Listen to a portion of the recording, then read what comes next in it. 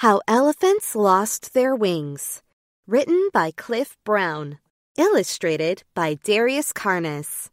Long ago, the gods decided to give animals wings. Elephant was the first to be granted wings. He was excited about it. Wow, flying must be fantastic.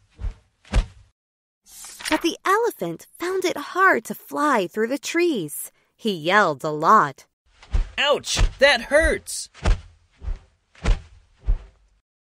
The other animals were very annoyed with the elephant. Get away, elephant! Stop yelling! The elephant was upset with the wings. I don't want these wings anymore. The elephant returned to the gods. He wanted to give the wings back. The gods agreed. Please take my wings back. The other animals were not annoyed anymore, so they made friends with the elephants again. Let's be friends! Yes! From then on, the elephant never wished to have wings. Elephants should not have wings.